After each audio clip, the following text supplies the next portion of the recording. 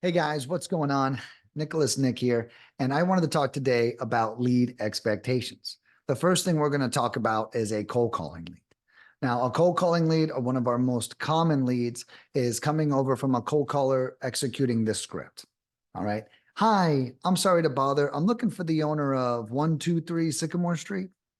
Yeah, that's me. Oh, great. Well, my name's Nicholas, and I was wondering, have you ever considered selling before? Okay. And the reason why I repeated that, so you know exactly what's happening on the call. If they say yes or indicate yes in any way, shape, or form, then what we will do is we will then go to our 12 questions that we ask them on the cold calling script. So whenever we go through those 12 questions, we will then put in there the questions and the answers and everything that they said.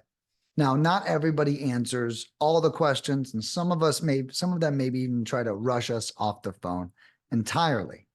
Now, if they don't get answered, there should be some type of note at the bottom. We call it rapport notes. And then in those notes should be the explanation, whether they rushed us off the phone or they weren't open to answering these questions or something like that. So you should see all that information there. Then after you get the lead, even if it doesn't look extremely hot, right? What I recommend you do is every lead is worth 2 to 5 minutes of your time. So no matter what, give the lead a call, have a good attitude, and just chat with them. If the person's a total asshole, never call them back again. If the person's pretty nice and they're easy to deal with, well, then I would never hang up the phone.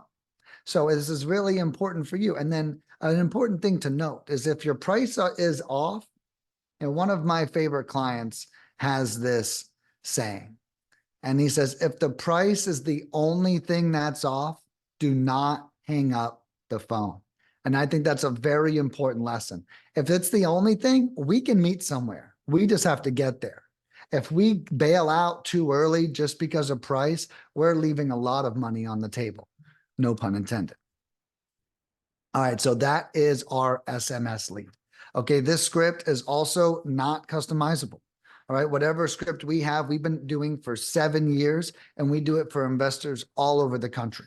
The only time we customize a script like that is if there's a unique list change, like if it's an expired list or a FSBO list or something that requires a unique opening.